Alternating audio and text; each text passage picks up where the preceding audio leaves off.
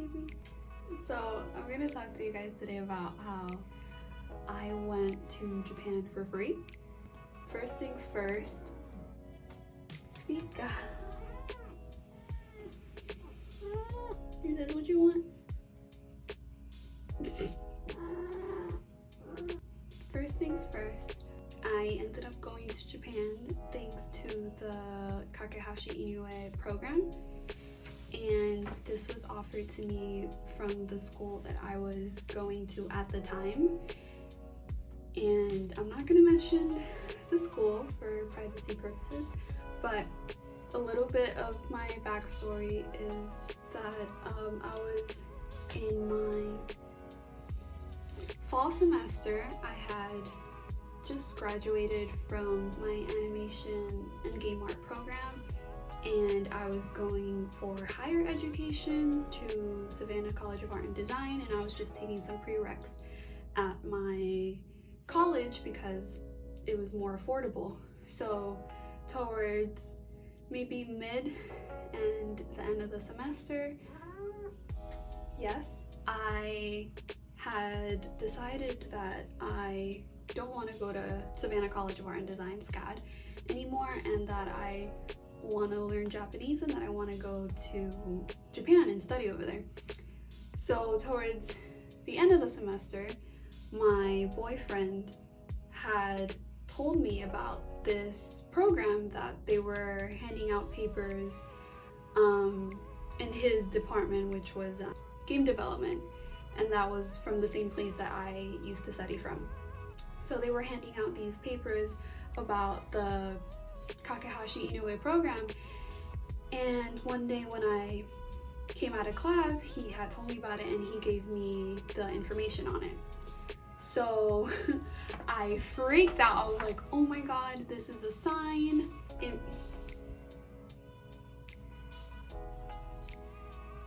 Like I was saying, I was like, oh my god, this is a sign.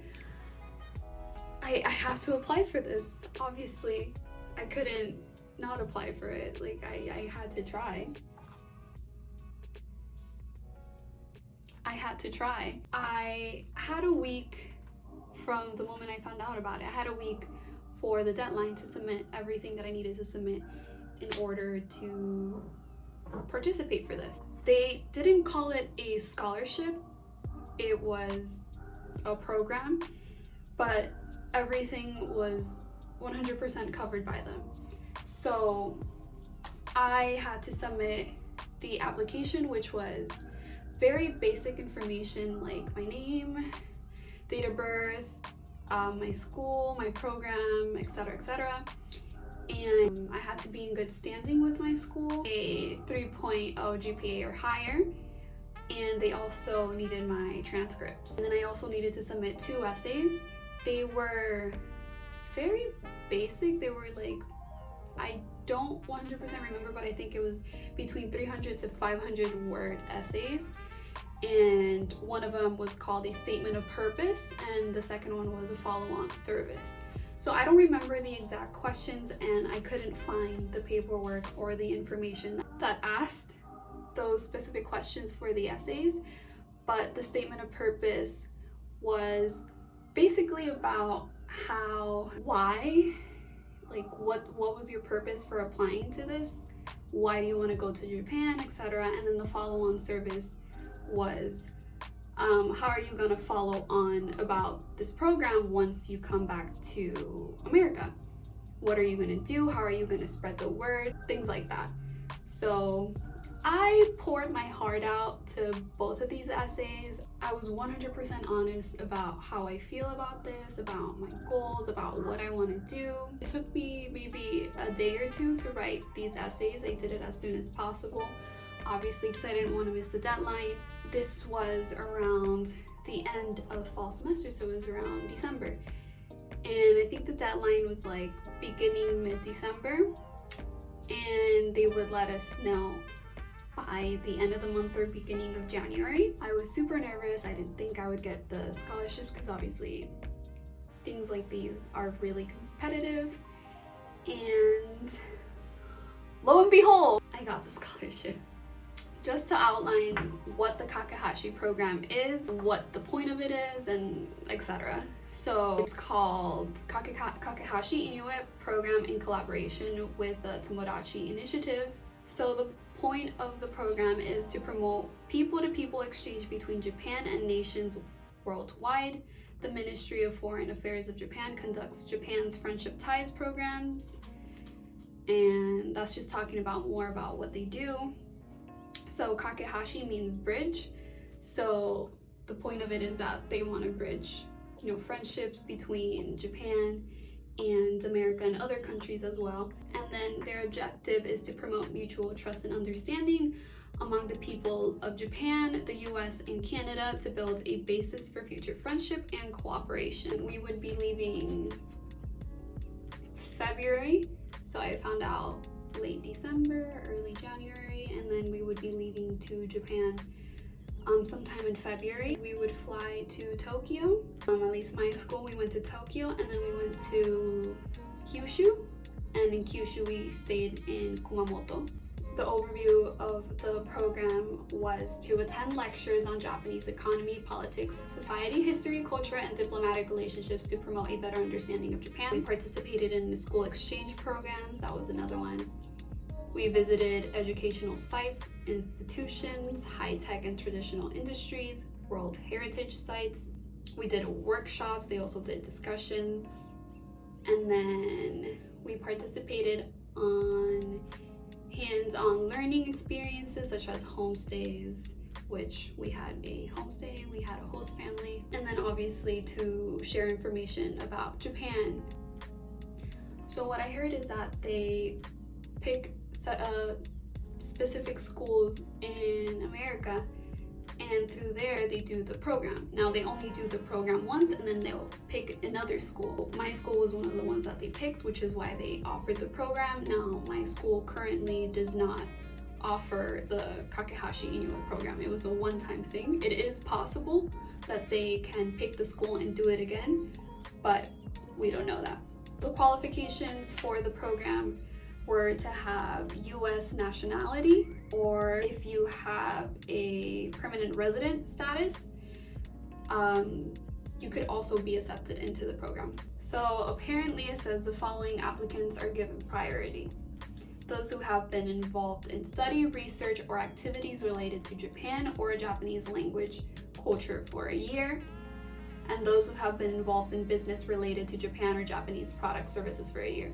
So I don't know how much of this is true, because a lot of the people that I went to Japan with that got accepted into the program, a lot of them knew nothing about Japan. They had no relationship, they knew no Japanese, they didn't watch anime, they knew nothing.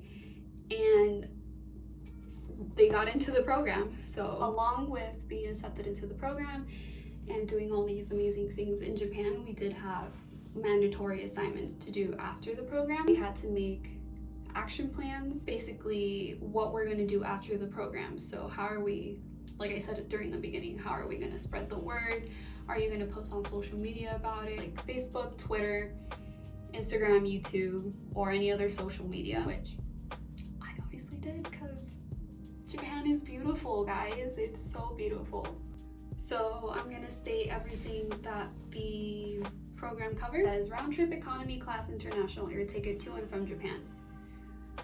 Long flight, so worth it. Overseas travel insurance, and then there's a chart here that shows me everything that they cover. They also cover accommodation, transportation, and meals during the program in Japan. So the meals were 3 times a day, breakfast, lunch, and dinner. So I know this is probably what you've been waiting for. I have the schedule right here of everything that we did or that we were supposed to do. Now the schedule that I found is a tentative schedule, so it's like the very first schedule that they came up with, and not the one that we like permanently had when we were in Japan, where everything was like set in stone. My school and also Washington and Leith University went to Japan.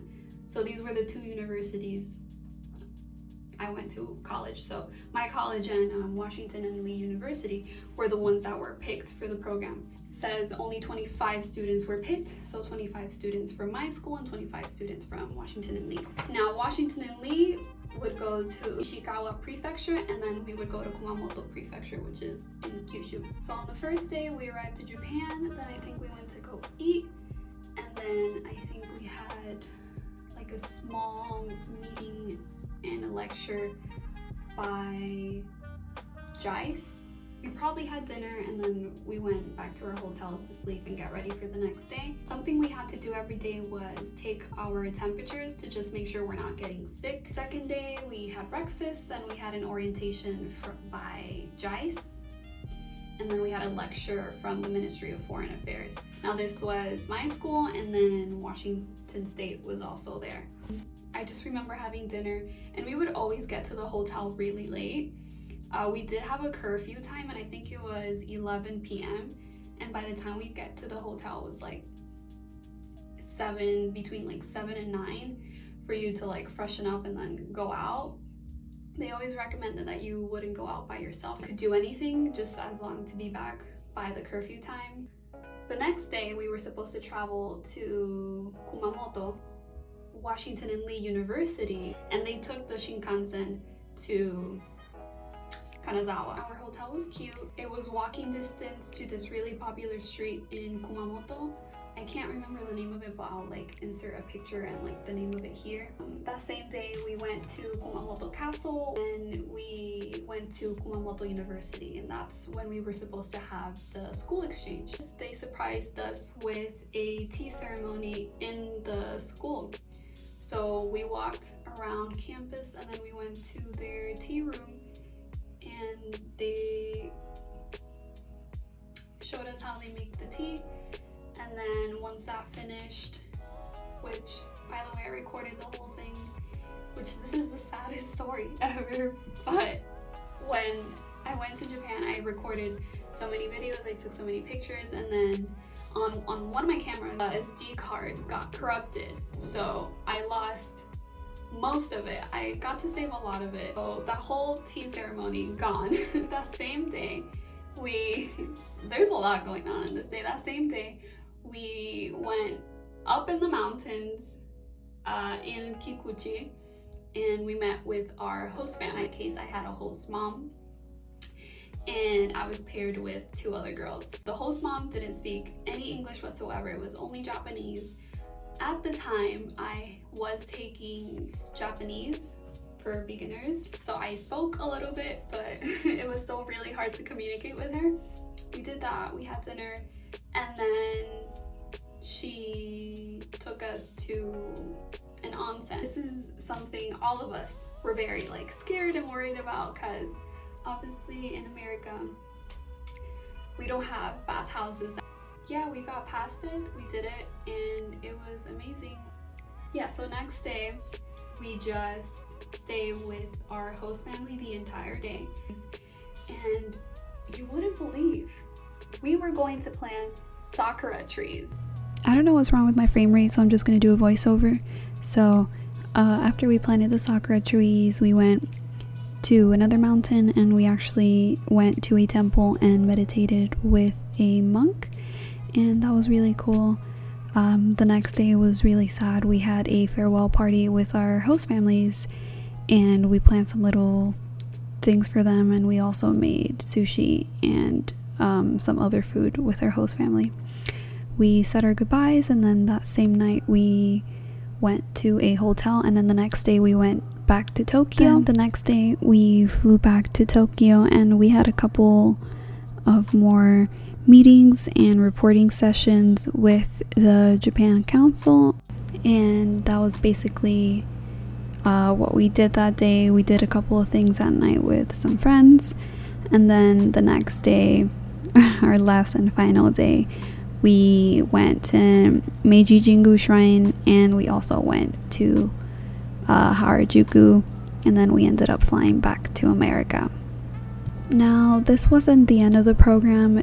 The university that we visited in Kumamoto, the students there were also going to go to my school, and experience some time here in South Florida and visit my campus and learn things over here as well.